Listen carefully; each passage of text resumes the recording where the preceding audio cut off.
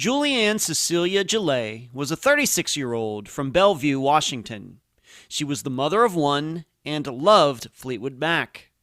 In late May of 1985, Julianne's parents lost contact with her. 3 weeks later, Julianne's husband told everyone she had left him. She was never seen again. I'm Ed Dentzel, and this is Unfound.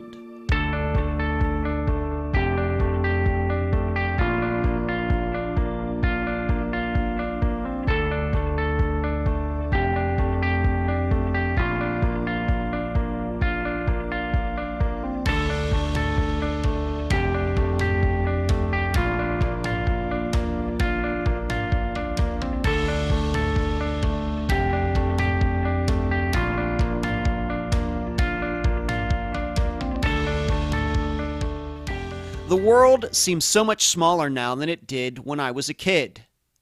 However, the Earth is still the same size as it has just about always been. It still weighs the same, and it still has 7 continents. Maybe the reason the Earth seems so much smaller now is due to the population. There are now over twice as many humans on this planet as there were in 1970 when I was born. Think about that. It took millions of years to get to 3.7 billion people, but only 50 more years to get to 7.7 billion. Crazy. But the biggest change, of course, is technology. The ability to communicate with some of my listeners, for example, in Ireland, New Zealand, Hong Kong, without snail mail or outrageous long-distance calling charges, gives me the perception that those people are a lot closer than they actually are to Clearwater Beach, Florida. And I love it. Well, in the disappearance of Julianne Jaillet, she went missing at a time when the world was just starting to figuratively shrink. Yet the biggest clue in her case was found miles away. And now a summary of the case. This is brought to you by my friend Megan Lioness's website, charleyproject.org. Julianne Jaillet came from a small family. She was the only child her parents had. Julianne got married in the early 1970s, and she in turn only had one child, a daughter.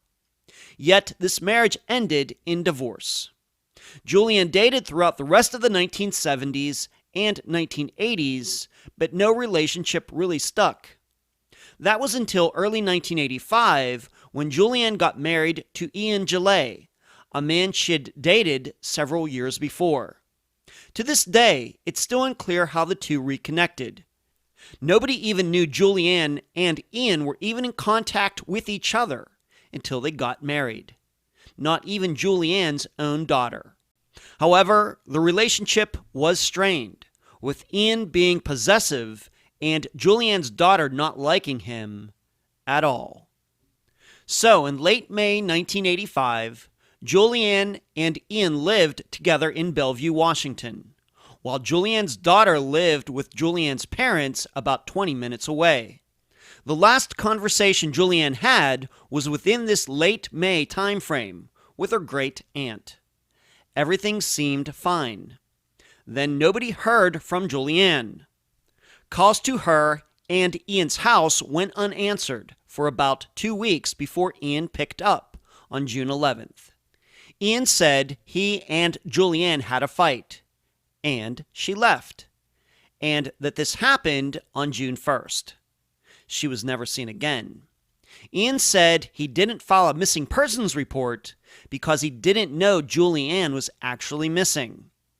Interestingly, on June 14th, 3 days later, her purse appeared in the MGM Grand Hotel in Reno, Nevada, almost 12 hours away.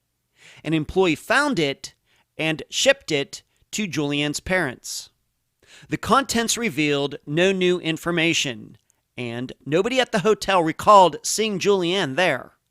Some of the toughest disappearances we cover on Unfound are ones in which a person isn't discovered to be missing for several days, if not weeks or months. This is even tougher when the case is over 30 years old, like Julianne's is. However, we will still give this our best shot, and it starts by trying to answer these 3 questions. Number 1, why exactly did Julianne keep her new relationship with Ian a secret before getting married? Number 2, Ian has been married many times, and none of his other wives have disappeared. So why would it be that he could have anything to do with Julianne's case? And number 3, if someone, not Julianne, put her purse in the hotel in Reno, why would someone drive 12 hours from Bellevue, Washington, to do so when dumping it a lot closer would serve the same goal? Those who knew Julianne certainly believe foul play caused her disappearance. The guest for this episode is Julianne's daughter, Tamara McAdams. Unfound news. As I stated last week, there will be no meeting of the minds between myself and Dr. Telesco this month. She has stuff going on, and I always have stuff going on. So the next time we will get together for a show is late July, and it can't get here fast enough. Next, I must apologize. About 5 days ago, I conducted a poll in the discussion group where members got to pick one of 2 possible covers for the next book. One of them won convincingly. Well, I decided to pick neither of them. The problem? I couldn't find enough interesting pictures to continue the theme that the members picked. So the covers of the Unfound books that will be coming out for the rest of the year will continue with the files and filing cabinets theme until a new one can be found. Finally, I'm pretty sure I will be having a speaking engagement at a university in Louisiana this fall. COVID-19 could delay my goals in 2020, but it will not stop them in 2021. Where you can find Unfound. Unfound supports accounts on Podomatic, iTunes, Spotify, Twitter, Instagram, Facebook, Deezer, and YouTube. Speaking of YouTube, on Wednesday nights at 9 p.m. Eastern, please join us for the Unfound Live Show. All of you can talk with me, and I can answer your questions. Contribute to Unfound at patreon.com/Unfound Podcast. This week, I need to thank Edna, Mary, and Kimberly. You can also contribute at PayPal, paypal.me/Unfound Podcast. I also need to give a huge shout out to all the people who have monetarily contributed using Super Chat during the live show on Wednesday nights. Thank you for watching, and thank you for donating. The email address, unfoundpodcast@gmail.com. Merchandise. The books at Amazon.com in both ebook and print form. Do not forget the reviews. Shirts at unfound-podcast.myshopify.com, or you can track down my assistant Heather in the Facebook group. Playing cards at makeplayingcards.com/sell/Unfound Podcast. The website, theunfoundpodcast.com. And please mention Unfound at all true crime websites and forums. Thank you. I'm so happy to have on this episode of Unfound the daughter of Julianne Jaillet, Tamara McAdams. Tamara, welcome to Unfound. Thank you. Let's start here. Of course, you were a young girl at the time of your mother's disappearance back in 1985, but it's now, of course, 2021. And how did you get started? At what age, becoming an adult, did you make this part of your life, looking into your mother's disappearance? How long has it been now? So I would say I was about approximately 19, college student, and a good friend of mine said, I think you really need to look into this. And we Mm-hmm. just had a conversation and about me just feeling I needed closure and some questions answered. And so that's kind of how it started. Okay. At that point, when you became 19, was anybody else in your family doing that instead? I'll give you an example that I've covered some disappearances that go back to the 1990s, and the Wow. parents were responsible for keeping it out there for quite a while, and then their children, who may be like brothers and sisters of the missing girl, then take it over. Was that the situation in your family, or at the point you did it, nobody else was really doing anything? There had been several meetings over the years, and there had been several detectives. And so, yeah, there had been meetings and like correspondence with the police, but I believe around that time, not so much. Okay. And I should probably ask you, how old were you in June of 1985?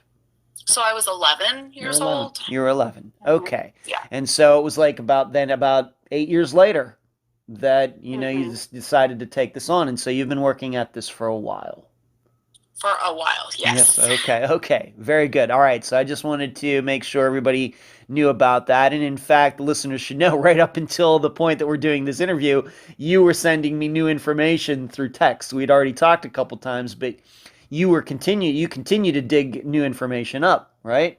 Right. I feel like the more digging I've done, the more and more I've found over the years. Sure. Okay. Let's move on to this. Let's talk about, of course, your mother, Julianne. How many children does she have?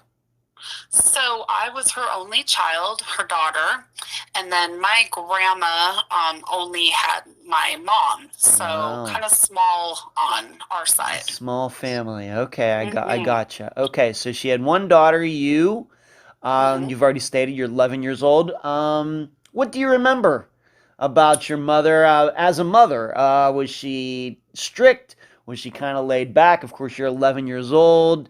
What were you into at the time? What kind of things did you and she do together, etc.?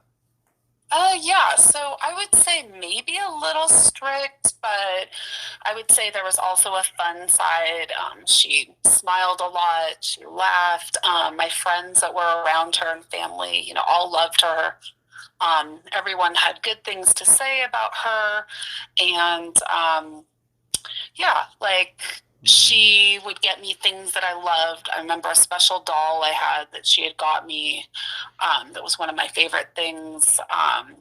Yeah, so she Mm-hmm. was a good mom. Mm-hmm. And yeah. Okay. Did she have any sort of, or did you have any sort of contact with your father, your biological father? The man who she had you with. Any connections back there in the early '80s? No, so my dad and I restarted a relationship when I was, I believe, 17 or 18. I Mm-hmm. think I was like a senior in high school. So, he has a lot of good memories of my mom. Mm-hmm. And, they married, and I think it lasted maybe 3 years, and then they divorced. And Mm-hmm. so my mom was a single mom, Yeah. raising her daughter, myself. And Yeah. yeah. Okay. So, would you say then, around the time of your mother's disappearance in 1985, that Mm-hmm. neither she nor you were having much contact with your father? Would that be Right, correct. okay? All right. Let's move on to this. Her work. What do you remember about her work? What was she into personally? What were her interest in, maybe in music? Do you remember these things? TV shows, things Yes. like that. She loved Fleetwood Mac. She loved Chuck Mangione. Yes. She worked, yes. I know She Chuck was really Mangione. big on Sure. music. I remember that. And I remember an old big TV we had back in the 80s. There was those big, I mean, they're Uh so huh. different. Yeah, they The are. TVs. You're right. Yes. Mm-hmm. So I remember the TV we had. We lived in a house on 18th that was a at a block from my grandma, and that was the last house in the area where we lived before all this happened. And previously, one of my favorite places we lived was in Queen Anne. We lived near the top of the hill, and you could see the Space Needle. And that was a really nice time. Lots of friends in the neighborhood, and she had support and friends in that area. Yeah.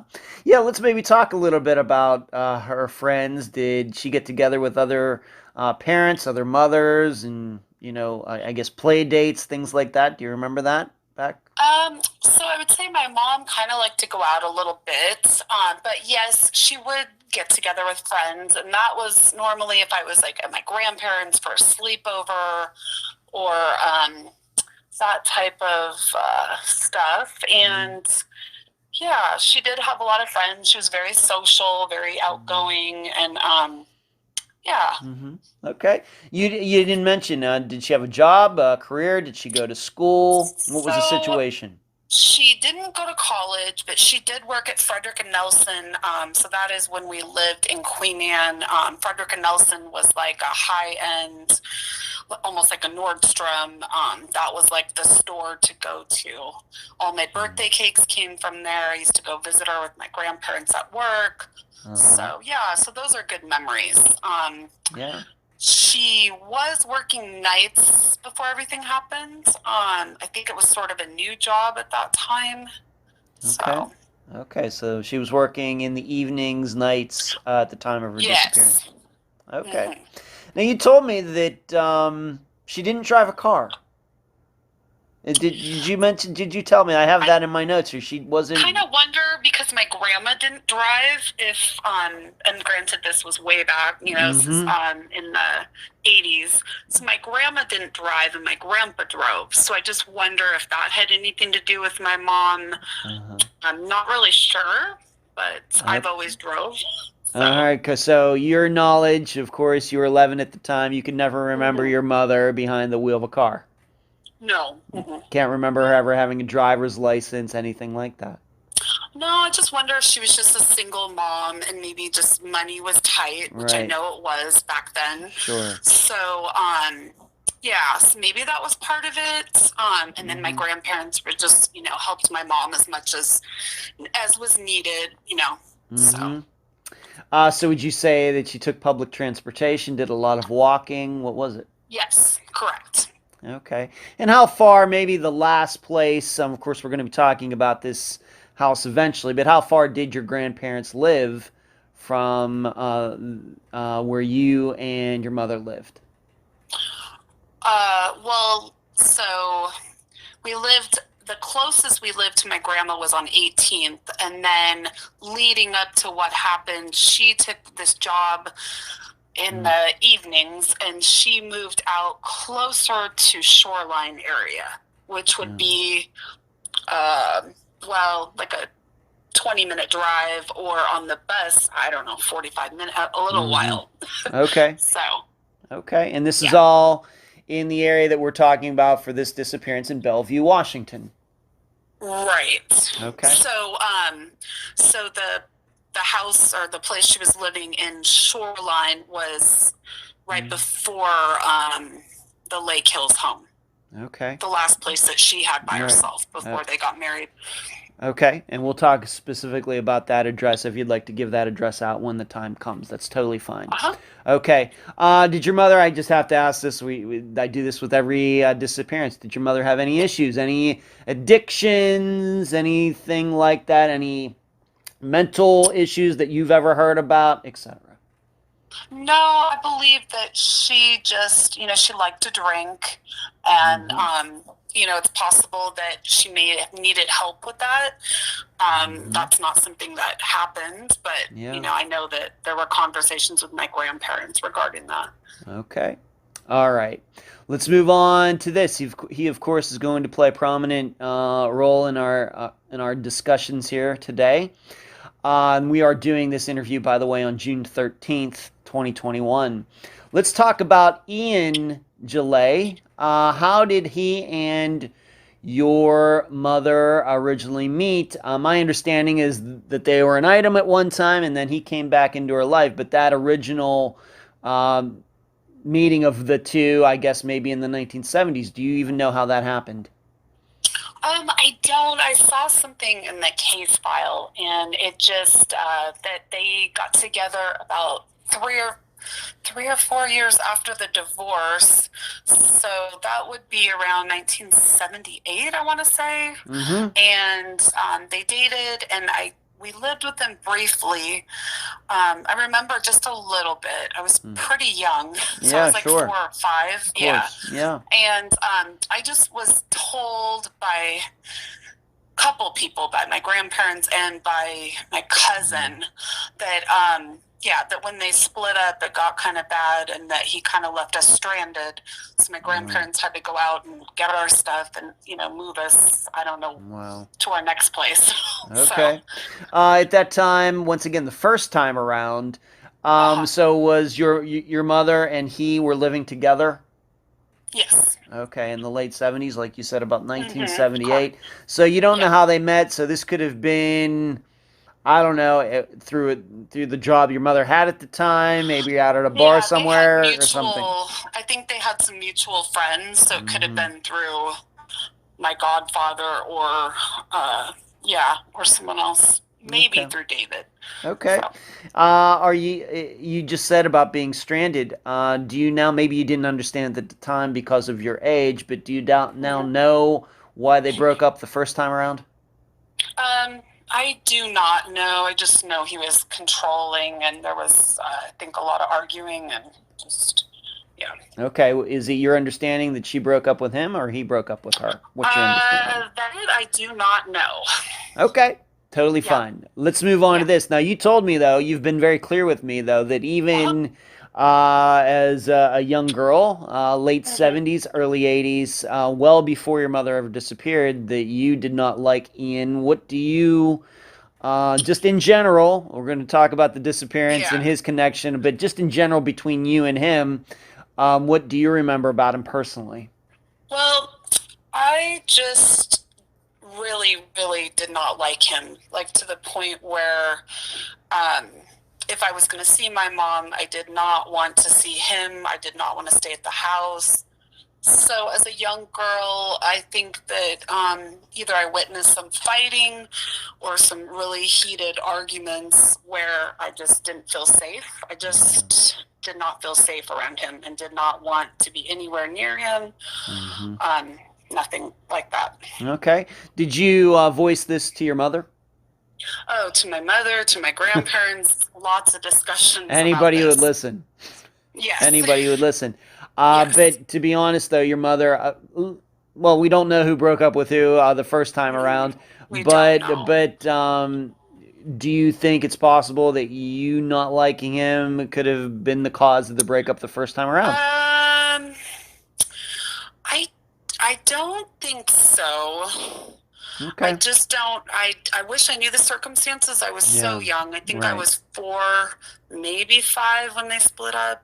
Okay. I don't think we lived with them very long, so whatever it was, it just wasn't working between them. Okay, totally fine. We'll get back to, we're going to talk about how they reconnected in the mid-'80s. So, but just in general about Ian, do you remember what his job was? Late 70s, early 80s, his family, did he have any kids, etc.? I think he was successful. He was working for like the main phone company at that time. That was Pacific Bell. So maybe he may have been working on the east side, and that's why the house was in Lake Hills, Bellevue. Mm-hmm. Okay, and did he have any children? Well, that's very interesting. He has a daughter. No one seems to know really where she is or what the story with the daughter. But one ex-wife got pregnant and he made her have an abortion. But then I was told by another ex-wife that he had a vasectomy when he was 23. So there's just some strange things that have come up regarding that. So, some mysteries and inconsistencies regarding his past before he met your mother. Okay. Correct. But one thing is Yes. for sure, he was married many times before. Yeah, I believe this is number 6. I reviewed it again. I believe he's on number 6. Here in 2021, he is with wife number 6. Yes, and they've been together for many years. Okay, and I think that you and I, and I know we had a long discussion about his ex-wives. We're sure he was married at least twice before he met your mother. At least twice, Yes, maybe correct. 3, maybe 3. And it's so fascinating to me that they interviewed, I believe, the 2 wives after my mom, but not the wife previous to my mom, who has quite a bit of information. And the only reason that she's now been interviewed is because I contacted her. Right. So just a lot of things have come up. Right, and we're not, and the listeners should know, we're not going to get into any of these women's names at all. No. They don't need to be brought into any of this, but just trying to establish he had been married a few times before. We'll just use that term before meeting your mother. Sometime after she got divorced, let's just say around 77, 78. And even though he's been married these many times, to your knowledge, he only has 1 child. Yes. Okay, so he has this job. He meets your mother somehow, but I guess, I don't know if you knew this back when you were a little girl. Maybe this came up later, but you told me that he might have suffered some sort of brain injury or something. Any proof of this, or is this just some story that Ian used to tell people? Well, pretty almost positive that it's true, which would his behavior and demeanor is just very odd. So to me, when I was being told this, it kind of tied things together for myself. And maybe even as a little girl, just his strange... but yes, I was told that a neighbor kid hit him in the back of the head with a pickaxe. And, who told... I would never ask any names, but who told you this? One ex-wife, and the other ex-wife confirmed the same information. All right. Were either of these women a party to that, or is that just the story he told them? No. This was something that happened in his childhood. Sounds like he just got into a bad fight with another child, and somehow he suffered a traumatic brain injury. And this is what he had told his wife about how it had happened. Okay. So I'm wondering... Not to be totally doubtful, but did he ever show anybody? I mean, you get hit in the back of the head with a pickaxe, I think you're going to have a scar for life. Did he ever show anybody a scar, anything like that? I don't know that. Yes, I'm not sure about that. Okay, so we just have his word that this is something he just told people, but there's no medical records. Nobody saw a scar, anything like that. Maybe he was, as you would know, Tamara, sometimes people come up with these stories just to excuse their bad behavior. Oh, I was, abused as a child, or I was hit in the head. I was, somebody beat me up as a child. Well, and one ex-wife did say he's a very good liar. She said if anybody could get away with it, he would. Okay. So, like what you just said, Okay. Not completely positive. So. Right, and the listeners just have to understand these are coming from ex-wives who sometimes maybe are not the most believable people. So we have to preface it with that. Okay. Right. So what do you remember about the time between them, the breakup between the 2 of them, and then of course they ended up reconnecting? But what do you remember about that time in between with you and your mother? So I think that one of the things I remember is we were living in Ballard. So I'm trying to think what year that was. That may have been 82 maybe. And she was dating someone. I'm not sure if it was Ian at that time, but they had a huge argument. And I don't know if I've just blocked it out, but I'm wondering if that's one of the things... that it was just a very heated argument. Okay. But that was like 2-3 years before 85. Okay. So. All right. So there's this interim time. Do you think that your mother went out, dated any other men, had relationships with any other men in that meantime? Yeah, my mom was very beautiful. She was dating and yes. Okay. So we come up to I guess let's just say late 1984 into early Hmm. 1985, and Right.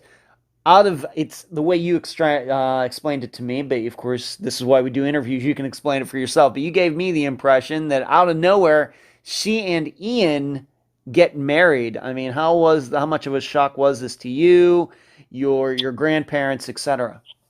Well, I'm kind of wondering maybe her and my grandma weren't getting along at that time, but she did marry him, and I wonder if he was financially secure. She really cared for him, and I think she loved him. And so I think she thought, okay, now we can have this little family, and Tammy, can come. She had a bedroom set up, so she was thinking that in June that I was going to go move in the new home with them. And I saw her about a month and a half before this happened. Okay, so let's just get back to them being married. This was a surprise. Yes. Okay, did you even know? Did your grandparents even know that she and Ian were an item again? I I don't think so. And I'm Okay. wondering if it's because they didn't care for him. I don't Mm-hmm. think they liked him. I don't think anybody liked him. Mm-hmm. So I wonder if she just didn't want the confrontation of, now she's back with him because they helped her when he left us stranded. And Right. there was a birthday party one year and my grandparents left and Ian was there and it was bad. I don't know exactly what happened, but for them to leave the party was strange. So, Okay. Did your mother, once again, I understand in 1985 you have been 11 years old, but did she ever uh-huh. explain to you how she and even Ian reconnected again and et cetera? Did she ever explain that to you? No, I think she just wanted me to be a kid, and I'm sure that she had some guilt about it, but I think that the last time I saw her, she was kind of trying to smooth it over, and we went shopping in Mm-hmm. Bellevue, and I said I would see her, but I did not want to see him, and so that became a Mm-hmm. little bit of an issue during the visit. But Okay. And in fact, you told me, I have it in my notes, that would you say that your mother tried to keep you away from Ian? um, I think that she was hoping I would change my mind about, Mm-hmm. being around him and that type of. Like, I remember that they came and picked me up at my grandparents, and then Ian drove us to Bellevue Square. We went shopping. Ian went and did whatever, and then we Mm-hmm. went back to their house, the Lake Hills home, and had pizza.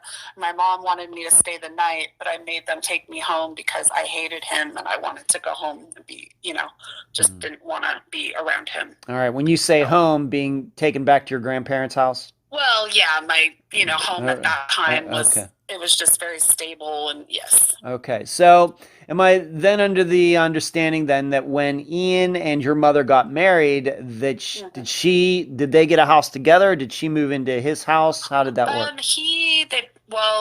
He sold a previous home, and so they were renting the house in Lake Hills, Bellevue. Okay. So they were newly married, like, I Mm-hmm. don't know, 5 months, and when everything happened. Right. All right. So you, I guess, technically never moved in with them then? No, she had all my stuff from like the previous house where we Mm-hmm. lived by my grandparents on Yeah. 18th. So she had a bedroom. I remember seeing it on the visit. Mm-hmm. I think she was showing me just kind of like, hey, we have it set up. Mm-hmm. And Ian, in one conversation I had with him, said that they argued about me a lot. I Mm-hmm. don't know what that exactly means. So, Mm-hmm. Okay. So your mother and he are living together, but you're living with your grandparents. yeah, because my mom, leading up to her marrying him, she'd been Mm-hmm. working nights, and they wanted to keep me in Okay. my school. So that's Okay. why I was there for the school year. All right. So would you say that in that time from early 85 when they got married until she disappeared, that your main home was living with your grandparents? Correct. Yes. Okay. Thank you. All right. And once again, I realize that you're looking through this from the eyes of an 11-year-old, but of course you're a grown woman now.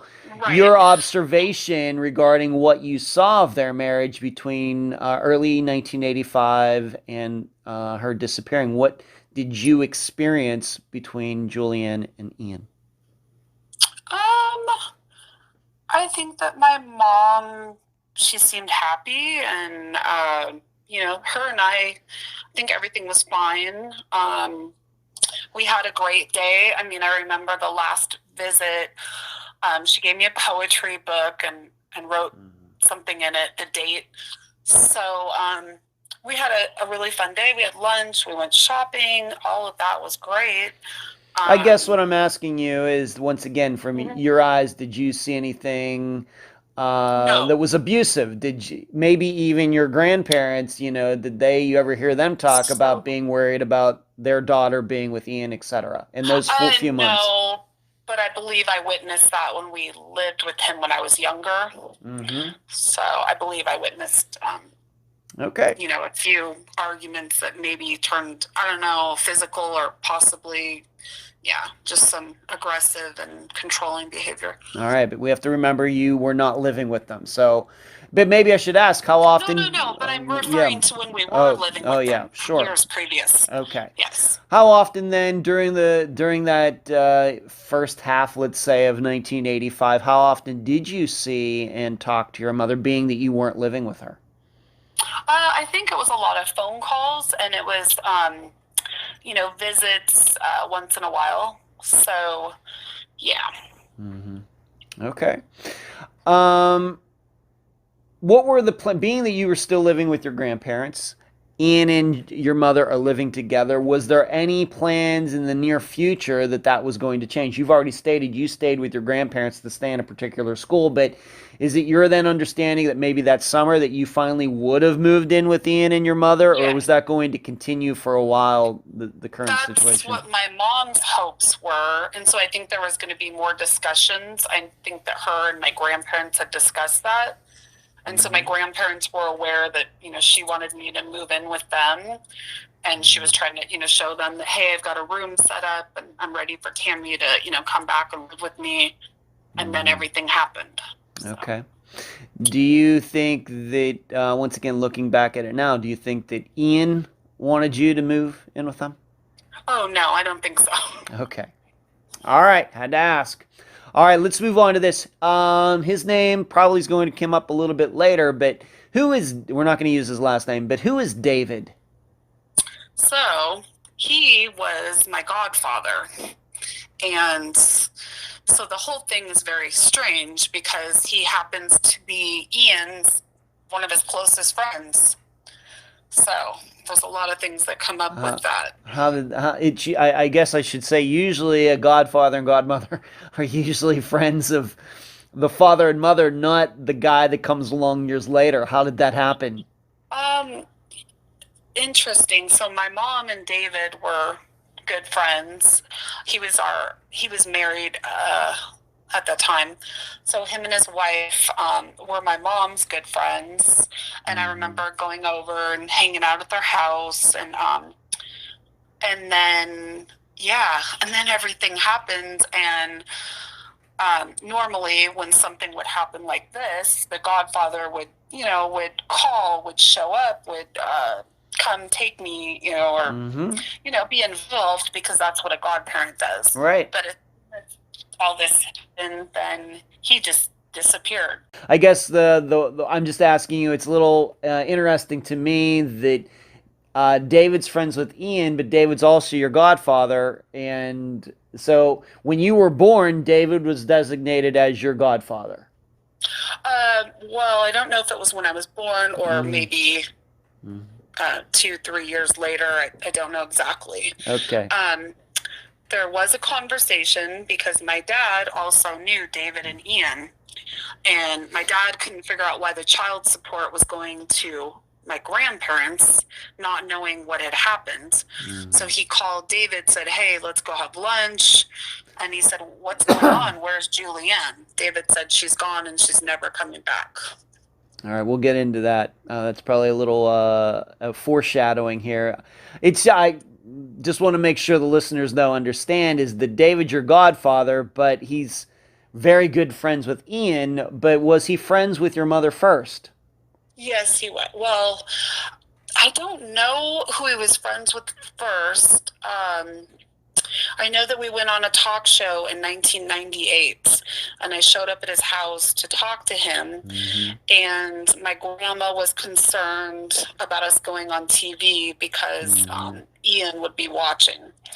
And Ian refused to go on the show, but he was watching from Vancouver where he was living.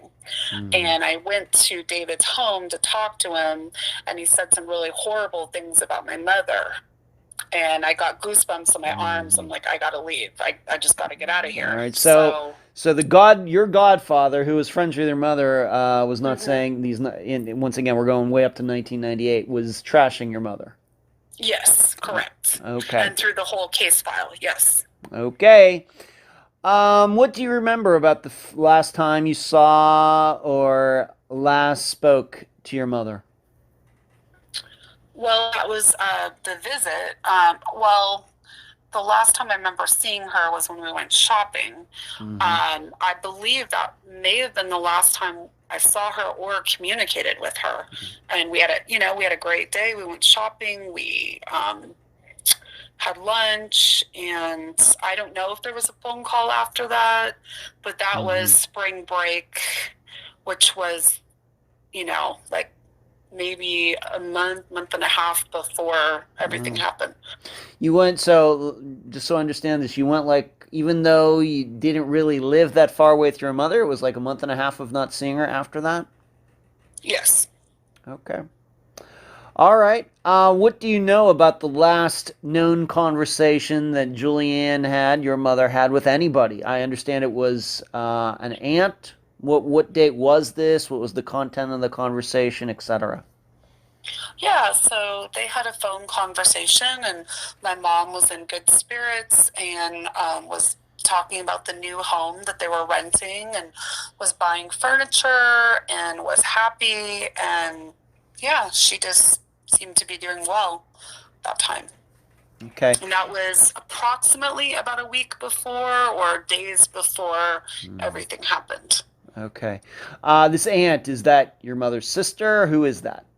That would be my grandma's sister-in-law, who's deceased now. Okay. All right. And you already stated my favorite aunt. Okay. And you already stated your mother did not have any brothers or sisters. Okay. Right. So kind of more like a great aunt, and more like a great aunt. Correct. Your great aunt, not your mother's great aunt, but your great aunt. Right. Okay. Yeah.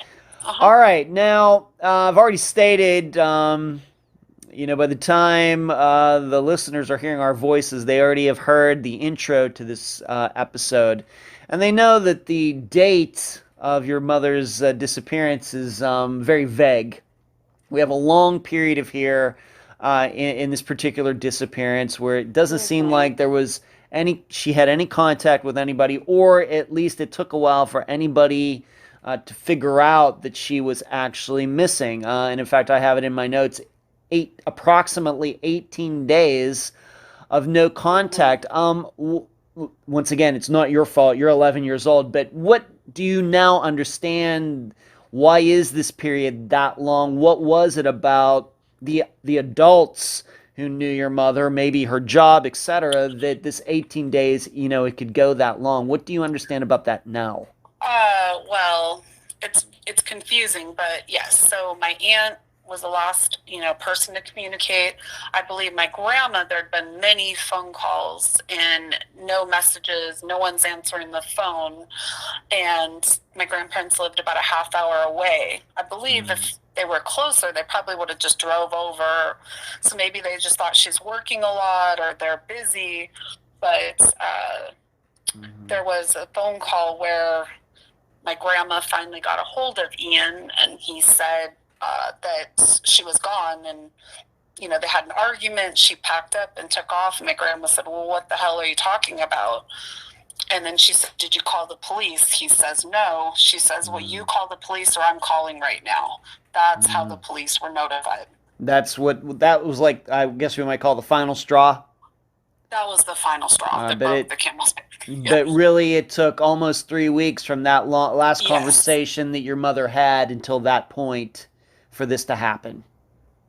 Correct. Okay. Now, the weird part is, before that, there was no communication with my grandma and Ian. All of a sudden, the police are notified. There are daily phone calls from Ian to my grandma, or vice versa. And the only question, he's not sad, he's not upset. What are the police saying? What did the police say? So there was a light bulb moment down the road where my grandma says, "Oh my God, I think that he, you know, is involved." Okay. Do you need to ask some questions? She did have this job. Have you ever been able to find out? Of course, she didn't show up for work at some point. Did they try calling? Of course, this is 1985. There's no cell phones. There's no email. Did they call, and did he ever offer up? Did he give them the same explanation? I believe when I'm reading the notes some of what I sent you today, that she may have been fired in April from the job. I'm trying to understand some of the handwriting. So it sounds like at some point she lost the job, but I think that time was near where everything happened. Okay. So, any ideas why she was let go from this job? You just said fired, but that doesn't sound good. Well, I don't know if she wasn't showing up. I don't know if she got sick. I don't really understand, because the notes, he's kind of all over the place. He's saying one thing, then he's saying something else, and it's just trying to tie it all together. All right. When you say he, who do you mean? Ian, this is his sort of alibi leading up to what happened, but he's sort of all over the place in the notes that I was reading. So okay, so when you say that you believe she got fired, is that Ian talking? That's not the business Ian talking. All right, so we don't know that for sure. Okay. And we know that he was a liar, so I don't know. Okay, so this is just what I'm reading from what he's told the detectives. All right, so but directly with her employer, there are no notes that you've ever seen in the last 36 years that say yes, she got fired, yes, this happened. Okay, so this is just Ian talking. Into that, so yeah. Okay, that might be interesting. I don't know if those records would even still exist, but it would be interesting to know. You know, being that your grandmother was trying to call, no answer, no answer, you know, for job, if she really did still work there, what kind of response were they getting? Just something that comes to my mind as we're talking here. That is exactly. Okay. That's a good point. All right, so we have this last conversation with the great aunt, and then there's this almost 3 weeks, 18 days approximately, the best that anybody can tell, where there's no contact with her, your grandmother's trying to reach her, and then finally Ian, I don't know, picks up the phone or whatever and you know, gives this story, and immediately your grandmother's like, well, that doesn't sound good. And that's how all of this stuff got started. But maybe you just need to tell the listeners again, what that first time that your grandmother did speak to Ian, what did he say? He said they had a heated argument about her drinking, and that he basically, you know, told her to pack up and leave. That's what I've always been told, but what it says in the case file is different than that, what I was messaging you earlier. Yes, yeah, right. Okay, and we'll get into that. So, but on that day, that's what he told your grandmother. That's what he told my grandma, yes. All right. That they had a bad argument, got really heated, that he told her to pack up and leave, and then he left, came back, she was gone. That's his version of what he claims happened. Okay. Have you, during these 18 days, been able to find out his whereabouts? Is there any records that he missed work? Any records that he might have taken, you know, some days off for work for like a personal vacation? Any records, you know, of him going to work and saying, yeah, my wife took off? I realize it's been 36 years, but any information that any of these files that you have, anything like that at all? I didn't see anything about that. That's a really good question. Okay. He did I found notes about him getting rid of the car, trading the Subaru in about a week after the disappearance. There was also, trying to think, that he went out of town, that I was told he went out of town during this time period. Okay. So just some of the behavior, not that my wife's gone, where is she, I'm so upset, none of that, just him just kind of taking off and, as the police said, not cooperating with them. Okay, and we'll talk about the police interaction with Ian. To your knowledge, any of his friends, of course we talked about David, but any other people, have you ever been able to determine, did he tell any of his friends, co-workers about his wife leaving ever? No. Okay. Not that I'm aware of. Okay, so I think the only time it ever came up is if the police questioned someone. That's the only way that, yeah. Okay. Has he, in any of these stories, ever given the date that this happened? Of course, there's a date out there. It could be June 1st. It might be some other date. And we're going to, of course, talk about this other significant date, June 14th, 1985, here in a bit. But has he ever given a specific date on which this happened? Well, I've always been told June 1st, but I question whether it possibly happened in May, because there's a picture of the divorce. It has to be a year after the missing person, and the date for the divorce was at the end of May of 86, which just made me, who knows the actual date, but it just made me question if June 1st is when it actually happened. All right. All we know is, once again, though, to your knowledge, he never say, yes, on May 29th, 1985, we got in a fight and she took off. He never came up with a specific date. The only date that I know of is June 1st. So June 1st. I don't know what his, yeah. Okay, so that's totally fine. And if we could just go back to this this conversation that your mother had with your great aunt, do we have an exact date for that? I believe that was the last week of May. Okay. I don't have it in front of me. All right, so 30 days has September, April, June, and November. So we go to May 31st. So it could have been anywhere between May 24th and May 31st.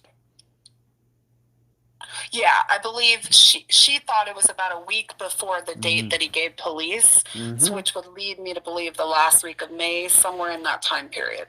Okay, very good. All right.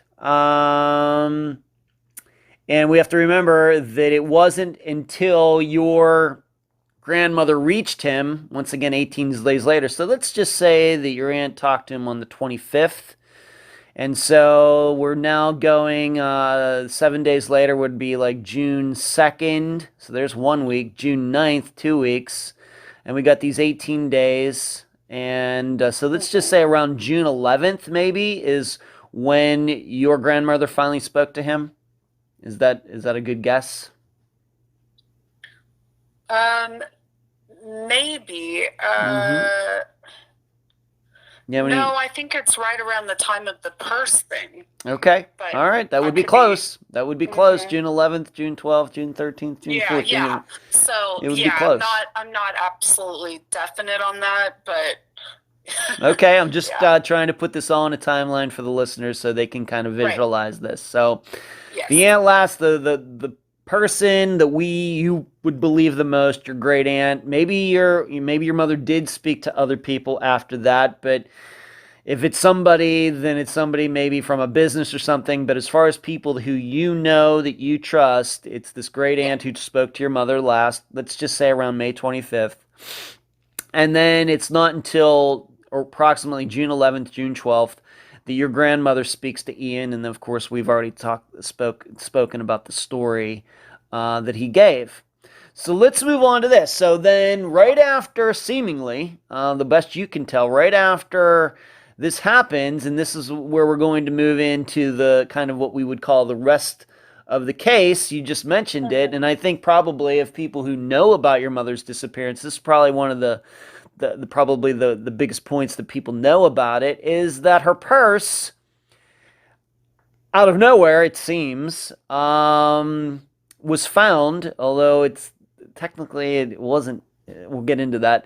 But her Yeah. purse is found by someone in a hotel in Reno. Now, how far is Reno from Bellevue? It's quite a ways.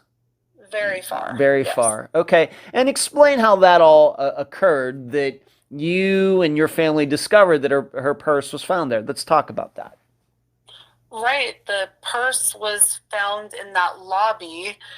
So I'm not sure if, because what we know is that the purse was mailed back from the 26th floor of the MGM, and a hotel lobby is where the purse was found. And we know that it was mailed back to the ID address in her purse. Very strange. Okay. So what you're saying is somebody. Do you happen to know if it was a hotel employee or was it just somebody Yeah, I believe staying? it was the hotel employee or someone in the hotel found, yes, found Okay. her purse. So, and once again, what hotel is this? The MGM Grand in Reno. Okay. And I don't know if it's still the MGM Grand anymore. That was 30. These Yeah, things change quite right. often. And my mom did not gamble. This Okay, seems very, yeah. we'll get into that. All right. Okay. So somehow her purse is there. This is just a few days after Ian and your grandmother talk.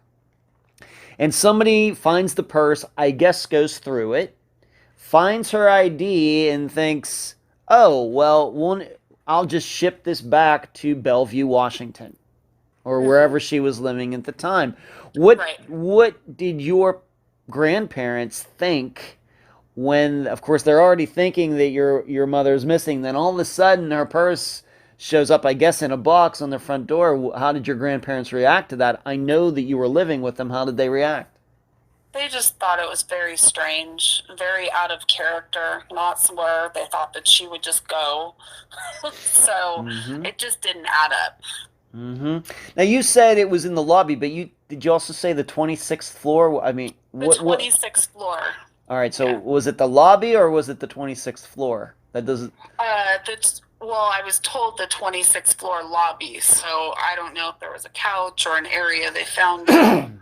That's just what I was told. Okay. All right. I guess because I think when people think lobbies, they think of like where you enter a hotel, down like at the So desk. I believe the 26th floor, All yes. right. So it was on the 26th floor, but what you're saying it wasn't found in a room. There might have been a table there or something right That's outside the what elevator. that was my understanding, yeah. Okay, all right, that makes a lot of sense. So a hallway on the Hmm. 26th floor, somebody found it, cleaning Right. person, guest, and they bring it down maybe to the management, and they do one of the nicest things I've ever heard of in any disappearance. They just Hmm. shipped it back to your mother, but there's no Right. proof that your mother was ever in that hotel, correct? No, nothing. I had an off record meeting with the detective, and nothing ever checked out. Okay. He Uh, believed that it was possible it was planted. Okay. Any records that anybody Julianne knew ever stayed at that hotel? Ian or anybody else? David? Anybody ever was at that hotel around that time? No, and my mom even had a friend that I contacted who lived not too far from there, and she said she had not heard from my mom. And, I have no reason to believe, I believe that we had an honest conversation, and she said, I would have told you if I saw her or heard from her. So, Okay. So, once again, to put this in the timeline, right around June 10th, June 11th, your grandparents or your grandmother speaks to Ian. He gives this story about how your mother took off, whatever his story is.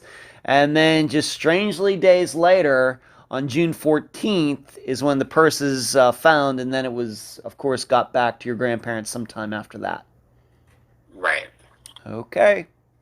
Let's talk about the contents of the purse. You just told me today in a text that there were 7 items in the purse. Do you know what those 7 items were? Uh, What can you say about the purse and its contents? so it says that it had her ID card, a pair of underwear, a shirt, glasses, and some makeup. Okay. So that's Okay. In your opinion, would you say in seeing those items, anything that is your mother usually carried that is missing, or would you say that those are the items she usually had in her purse? Once again, your understanding as an 11-year-old. Yeah, nothing in the purse seemed out of character, except the underwear was a little strange. Mm-hmm. So that Right. seems out of character for my mother. Okay, and the interesting thing about this is that 1985, a little before DNA became a thing, but that underwear was finally tested in the 1990s. Yes, correct. All right, and was there DNA on it to verify that they were your mother's? Yes, just her DNA. Okay. All right, so we have these items, nothing unusual there. Maybe there was cash or something in there, but maybe somebody took it. We don't know. But as Right. far as the actual contents, things of a non-monetary value or monetary nature, people that women usually carry in their purse. That's what was in there. Right. Okay. So we have this purse. Was that immediately turned over to the police, I'm guessing? Yes, that's in their possession. Okay. Still in their possession 36 years later? It sure is, yes. Wow. Okay. Yeah. Mm-hmm. All right, so let's move on to this. Even though we do not do theorizing as far as what could have happened to a person, I know that the listeners, can read between the lines, especially on a disappearance like this one. We do cover a lot of disappearances on the program where I think there are a lot of different possibilities, but I think with Julianne's, I think that the concentration is going to be on Ian. So knowing that, but we can't get into any theories here, was their house eventually searched? What is the address of this house? What do you know about any of that? It was searched many years later by one detective that was like ex-FBI. And I believe that they did have two dogs and that they did check the crawl space and that backyard and property. Okay. Why did it take, you said years later, why did it take that long? Do you have any idea why there wasn't something done at that time in I have a lot of 1985? questions about that. I feel that there could have been more done at the beginning of the investigation. Okay. So. Okay. What is if you have it there, what is the address of where Ian and your mother were living at the time? So that was in Lake Hills, Lake Hills, Bellevue, Washington. Lake Hills, Bellevue, Washington. Okay.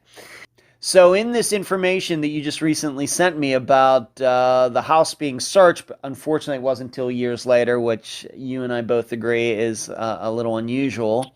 But you had sent me two specific points that came out of these searches later.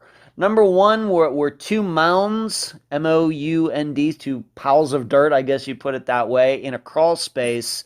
And then the other point was that there was a ring found. So why don't you discuss both of those? I believe the police discussed with my grandma, did she recognize this ring? It just so happened to be an Avon ring, which was a type of jewelry that my grandma would buy for my mother. My grandma did not recognize the ring, so I'm not sure about the ring. I do see the pictures, and that the dogs alerted to the backyard and the crawl space. The mounds of dirt referred to appeared to have existed at the time the house was built. Oh. But they booked the ring into the evidence room, and then they had an interview with my grandmother back in 2004. Could your grandmother ever verify that might have been a ring that your mother wore? I guess what we're saying here is this ring was found in Oh, wait, yes. It says Robert said she purchased she said she purchased rings from Avon. So it's still not totally confirming whether they were hers or not. Okay. You've seen a picture of that ring. Do you ever remember your mother wearing a ring like that? I don't. And I wish I could remember better. I wish I wasn't so young. Mm-hmm. I guess what we're So, saying is this ring was found in an area where you normally wouldn't find a ring. correct, which really makes me question, and I wasn't aware of this before. I remember other jewelry and other meetings, but this is very interesting to me. Okay, and specifically, where was this ring found?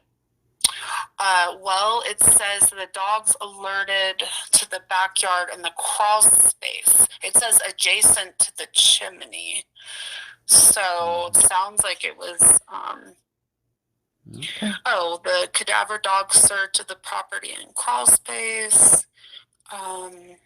They took photos of the backyard, followed by photos of the crawl space. They discovered a silver-colored ring with three turquoise stones on top of each clear plastic. And that sounds like something that she would like. She liked that type of, she liked turquoise, and so it's interesting. All right, about 50 feet from the crawl space hatch near the center portion of the house. Okay, so this is sounding to me like something that was found under the foundation of the house, like under the floor near the chimney. Yeah. Okay, so maybe it's not even her ring. Maybe it was from Maybe a woman. it could be a woman that lived there before her.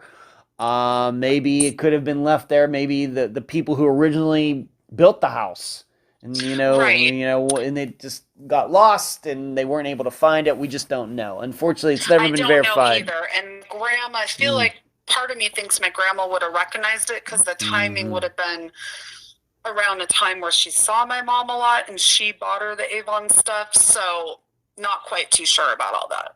Okay. All right, so this house was searched, but not until many years later, and it just seems that those were the only items that really popped up. The issue, of course, we have is that, I'm guessing that Ian wasn't living in that house by the time the search was done? It said that he was moving out in his notes, that he would be moving out of the house. So I believe, I don't think he went back to the home after that. Okay. My understanding. So if something happened in the house, then it would have had plenty of time to be cleaned up and everything else. Yes. Okay. Correct. All right.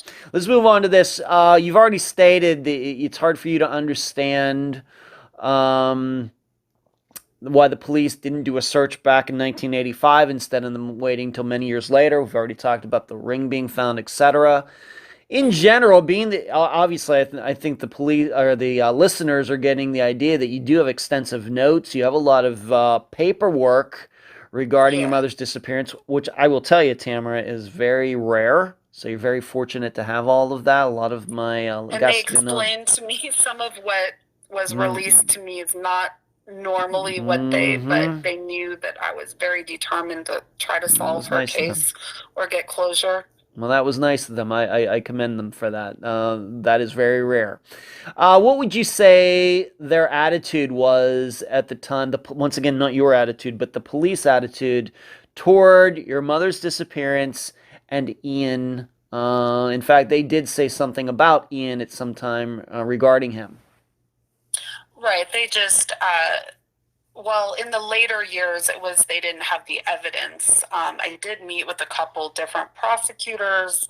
I asked, could we go to trial without a body? And they explained it's very difficult. You have to prove up until the minute that she passed what was happening, which would be extremely difficult from 1985. I guess what I'm asking you is the feeling that you get from the police is that back in 1985... So the original detective met with me off the record and said he was very controlling. He was a drug user. A man fitting his description would not have taken her body far, and that he always strongly felt he was involved in her. All right. So this is, once again, we're not theorizing here. This is just what the main investigators are saying. No, yeah. This is what the record meeting with the retired detective who nicely met me, and my old boss was an attorney, so he was willing to have a meeting with us that she set up. All right, so it seems back in 1985 that it doesn't seem that the police were buying Ian's story. No. Okay. He just wasn't cooperating, and that ties into the polygraph and all of that. All right. Well, funny you should bring that up because we're going to talk about that right now. at least in a moment. Just yes or no question. Any proof that Ian was ever in Reno around that time that he would have been able to bring her purse down there? Any proof of that? No. Okay. To your knowledge, did he have any connections to Reno for work or anything else? Not that I know of. Okay. How about, and I've asked you this before and we don't have to get deep into this at all, but how about any of his ex-wives to your knowledge? I know you've spoken to any of them. Any of them have any connections to Reno, or have they ever stated, yes, Ian and I, when we were married, we used to go to Reno for a few days. Any conversations like that ever come up? No, just a comment from an ex-wife who thought that that's where his daughter and the mother may have lived at one time. And, that could have been years ago. So that's the only thing that ever came up. Okay. Any proof that, and once again, we cannot deny this, I don't know if we want to call it a coincidence. Your grandmother finally reaches Ian, and then a few days later, the purse is found in Reno. Any proof that Ian was out of touch with people for 24 hours around the time that the purse was found? That's very, very possible. Or any proof of that? I don't know. Yeah, All right, I okay. don't know. All right, because we have to remember, the thing about, back here we cover a lot of old disappearances on Unfound. We've covered several from the 1980s, but of course there's no cell phone, no social media, Right. anything like that. So when people Things were so different back then. Yes. I know, I was 15 when this happened. And about to turn 15. But the thing is, when people would go in a car, they would be out of touch. These days, we talk everywhere. We're on social media. In fact, people texting and driving, causing crashes. But back in 1985, if you would go in a car and drive from Bellevue to Reno, there would be a period of time where you wouldn't be able to be in contact with anybody. So I'm asking you, in those days, like around June 14th, is there any proof that Ian was out of touch with people for like those hours that it would have taken to go from Washington to Nevada and back? Yeah, I don't know. The only thing that I know is that the communication only started after the police were notified. So I don't. All right. I don't know. So just, I guess what we're saying is no really good connections between Ian and Reno. No. Nothing solid. No. Okay. You mentioned the polygraphs. Let's talk about them now. You actually gave me the dates that they were given. Why don't you just tell the listeners what you know about these polygraph tests that Ian took? Well, the first time they asked him, was he willing to take the polygraph? You have the notes, but I believe it was he wasn't ready to take it. Mm-hmm. Then they asked him a second time, which I can't remember how many months or. Yeah, I'll help you along here because I do. Okay. I once you gave them to me, I put them into the outline. You said February 20th, 1986. Correct. So now we're talking 8 months after your mother went missing. And then there's a date of March 7th, 1986, and then another date of April 2nd. So we're getting close to the, year dates. We have these three dates. The third time was he agreed to take the polygraph. Mm-hmm. Yeah, and what happened? And it became, came back inclusive. So on the 3 questions, and I'm not surprised, one bit. All right, do you have documentation for this, or were you told this? Oh, I do. Yes, I do. You have documentation for this. All right, and so the results were inconclusive. You say these questions. What are those questions? So, it came back inclusive. Did you kill your wife? Were you involved in her disappearance? And do you know what happened to Julianne? All right, so inconclusive. Inconclusive. Couldn't necessarily tell he was telling the truth. Couldn't necessarily tell that he was lying. All right, and of course, polygraph tests. Everybody know that they are just a tool. They can be cheated. They can, in fact, innocent people can be found to be lying. People who are guilty can be determined to be telling the truth, and we have to remember that. So it's just a tool like anything else. It's not DNA.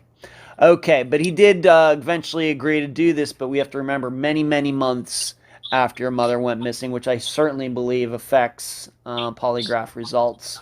Let's move on to this. Now, what has come up at least a few times in this interview so far, and we even talked about this when your mother and Ian got married, is that he had been married many times before. You've been able to speak to some of these exes. I mean, how were you able to track them down? And maybe I should ask you this. When you told them that your mother was missing while being married to Ian, what was their reaction? I don't think that they were surprised. Both of them, obviously the marriages didn't last. There was an incident where he was physical with a woman, and she told him if he did that again, she'd break his legs. And there was another ex-wife. So there was a lot of behaviors that added up to, his demeanor, and he's controlling, and he can be physical. Doesn't mean he was with every wife. I don't know. Okay. How did you even track any of these women down? Well, when I was working for my old boss, she had kind of done like a people search and tried to find the one who was the second wife. And she's the one that had a lot of information. It just so happens the police had never investigated her years ago. Just they did. The other ex-wife was the wife after my mom. She spoke with me too and confirmed some other things that happened during her marriage with him. Okay. Most importantly, this woman who married Ian right after your mother. Yes. And maybe we should talk about this. How you already stated that he filed for divorce like a year later, correct? We've already talked about that. Right. Right. Was she aware that his prior wife, your mother, Julianne, had disappeared? Was he open about that? Did he tell her about that, or is that something she found out years later? So I don't know, but it's in the police file, and the police did contact her. So she was aware that my mom had gone missing, that there was a case, and so I don't know what Ian told her. I'm not sure about, whether she found out from the police or whether Ian told her. That I don't know. Okay. All right, and like you said, your best guess is that he's been married 6 times, including your mother's. Okay. Yes. And in fact, I've been able to go on newspapers.com and find 2 marriage announcements, one from 1965, one from 1972, of him marrying different women. Of course, he didn't marry your mother at 1985, so it almost could be there's another woman in there somewhere, maybe. Your mother might have been number 4. A guy likes to get married, I guess, just like Elizabeth Taylor liked to.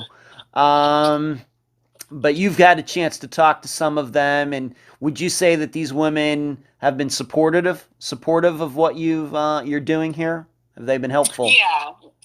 One just said, that he was a liar, and excuse me, my voice, allergies. And she said that he was a good liar, and that if anybody was going to get away with it, he would. All right, that's somebody else talking. That's one of his ex-wives talking. Correct. Yeah. Okay. And that one said that his words, he liked to be married, just not to the same woman. Okay. What has Ian done with his life? Of course, he's gotten married a few times since then. What has he done with his life since 1985? Does he still continue to work? He's moved around about 15, I don't know how many times, a lot. He's moved a lot. And I believe that he became like an IT, like computer, had some kind of computer business of his own. And that's about all I know. Okay, and I've tried to look up his criminal record, and it does not seem like he has much of one, so there's that. Okay, so what did you do after all of this? Your mom goes missing, a mother goes missing. Of course, it seems the plan was that you were going to move in with them maybe that summer. I'm not saying you were thrilled by that, but it seems like your mother wanted you to do that. So after she goes missing, how did the rest of your teenage years go? What did you do? Who did you live with? What was that all like, Tamara?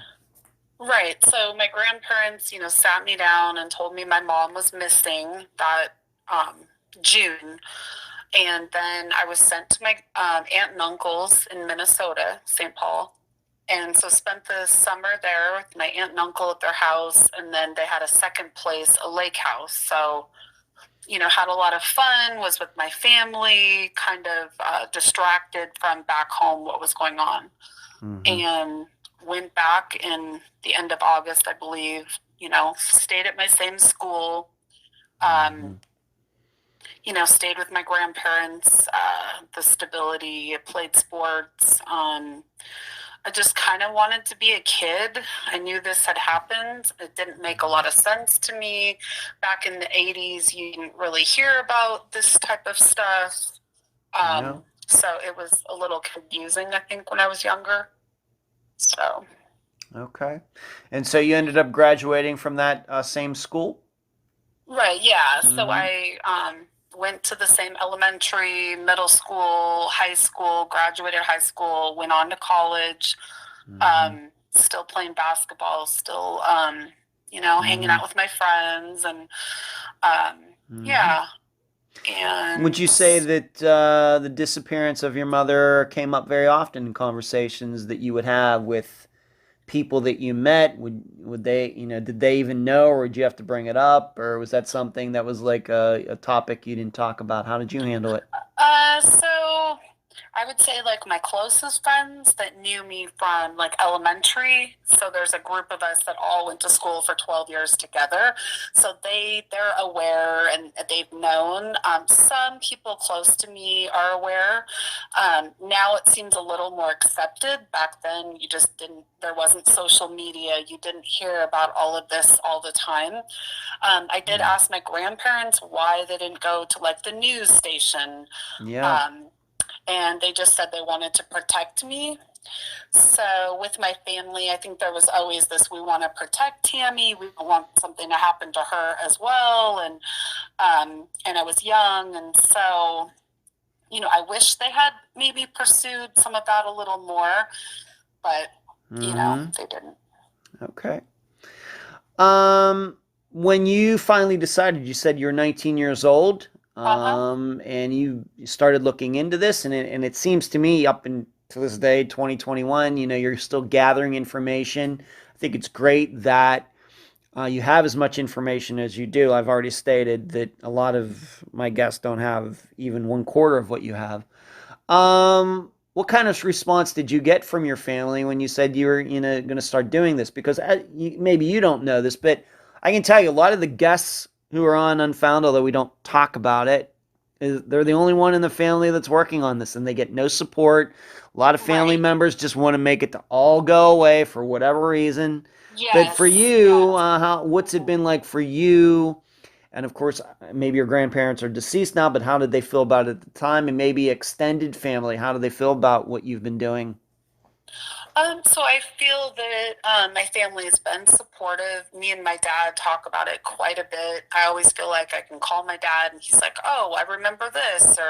Or sometimes he'll tell me a memory about my mom that makes me feel good because, I feel robbed of, all these years. Sure. So my dad, my grandpa's daughter, she had just sent me a message. I think I shared with you a little bit about my mom. She was a good mom. She, was smiling and happy and easygoing. And so I feel like my family's been supportive. My grandma struggled with this, I would say. And one of the last conversations before she passed was, do you miss my mom? And she said, of course I do. It's just hard to talk about. And, she was 92. My grandma passed last year. So my mission was to get justice and closure before my grandma passed away. But it didn't happen that way. Yeah. We've had to deal with that on Unfound as well. Unfortunately, some of the guests that have been on the program passed. Hmm. From the early years of the program, they've passed since then. And I feel bad every time. I think we have Yeah. 4 guests now who have passed away. I think 4 who've passed away Yeah. since they were on the program, and it Right. hurts. It hurts every time, and it really But does. I Yeah. will say the ironic part is when everything happened with my grandma last year, during COVID, Hmm. uh, everything happened in May. And it was the week of Mother's Day. And I said Hmm. to my son, he happened to be home from college because COVID. And I said, Grandma's going to pass on Mother's Day. And the hospital called about a half hour before Mother's Day. So Wow. 11:30 p.m. They're calling Wow. saying, your grandma's passed, Hmm. and it was, you know, Wow. yeah, it was Mother's Day. So, Yeah. now they're together. So, Okay. When was the last time? Have you ever attempted in the last so many years to talk to Ian? Have you spoken to him recently? Do you ever try to contact him? Does he keep tabs on yes. what you're doing, etc.? What can you say about that? There were some phone calls, me and Ian, and him saying, "Oh, you can call me anytime," but me, of course, being suspicious. A couple conversations with his wife, but I did show up at their home, their previous home in Edmonds, Washington, on Mother's Day. He invited me in, and I caught him in some lies during the conversation. And toward the end of the conversation, I said, "I know you're responsible. I know that you Mm. did this. You're responsible." He didn't say yes, he was. He agreed with me. And He did. yeah. And that was enough. And then I kind of got the goosebumps. I'm like, okay, I need to leave. Okay. But he did. And he also mentioned the police are watching him. It was supposed to make me feel better. The police are watching me. And I said, yes, of course. Mm-hmm. So, Can you yeah. give an example of a lie he told while you were talking to him? He told me to my face that I loved him. And I said, I hated you. That's not true. Mm-hmm. Okay. And there was one point where the wife got up and left the room, and I thought it was strange. And then she came back. She said, "I'm so sorry." So what are you sorry for? And she said, "Well, my children, they hate him. Like her kids Is that do right? not like Ian." It was just a very strange moment during the. I mean, yeah, Okay. it was very strange. Okay. Tamara, do you have a website or Facebook page, anything like that, set up for your mother and her disappearance? I have my own page, Julianne Jaillet, 1985 cold case. Okay, and that is on Facebook? Yes, correct. All right, is that, are you the administrator there? Yes. Okay, great. Okay. Any final words before we complete this interview? Tamara? No, I'm just thankful to be able to tell my story. And, you never know. There are people alive. So, as her daughter, there's always hope that someone, comes forward or gives more information to help us solve her cold case. Mm-hmm. Okay. Well, I'll be here to help. It sounds like, to me, though, Tamara, you've been doing a fantastic job. I think all this information that you've collected and the way you've been able to keep it organized is exceptional. And I know a lot about that, having covered over 200 disappearances for the program. The way you've been able to get the information and present it and talk about it, I think bodes good things. And continuing to get more information about what might have happened to your mother, and any time you need to talk about it. I'm certainly happy to answer any questions, counsel you, opinions, things like that. All right, so I think we're going to be knowing each other, for a while, even after Yay. you find your mother, whether she is alive or deceased. So this is just the Yeah. beginning of us knowing each other. So I just want to make that Yeah. promise to you, and I appreciate you being on this episode of Unfound. Thank you so much for having me. You're welcome. And that was my June 13th, 2021 interview with Tamara McAdams, daughter of Julianne Jaillet. I thank her for joining me and all of you on the program. Although there is no map supplemental for this episode, I did create a map that is now available on Facebook, Instagram, Twitter, and our website, theunfoundpodcast.com, to show you how far it is from Bellevue, Washington to Reno, Nevada. Allow me to first get this out of the way. From a pure logic point of view, it makes all the sense in the world that Ian Jaillet caused Julianne Jaillet's disappearance. Nobody can deny that logic. Well, Ian might deny it, but we can't. Why? Not filing a police report. Seeming to not care that his wife of 5 months took off. Not calling Julianne's parents after a few days to see if she ended up at their house. The polygraph test. And maybe most importantly, the timing of the finding of the purse in that Reno hotel. However, in the disappearances that we've covered, which are kind of like Julianne's, in which the husband is seen as a very good suspect, we have many others where the scenarios are more obvious than what might have happened in Julianne's. Angela Green, Marion Hurley, Rosemary Rapp, Christy Nichols, Danielle Sleeper. To me, their husbands or boyfriends are much better suspects in theirs than Ian is in Julianne's. So then, why do I think that? The main problem is the purse being found in Reno. It makes no sense to me why Ian or anyone else, in an effort to make it look like Julianne was still alive on June 14th, 1985, would drive 12 hours, go up to the 20th-something floor of a hotel, deposit the purse, to then go back downstairs and drive 12 hours the whole way back to Bellevue. Why do all that when depositing the purse at any hotel in Bellevue or any nearby city would serve the same purpose? Moreover, why put the purse anywhere? If the person has killed Julianne, why not just ditch the purse? It's hard to understand. As hard as that is to understand, though, there's something that is even more perplexing. I've stayed in a lot of hotels. I'm sure you have too.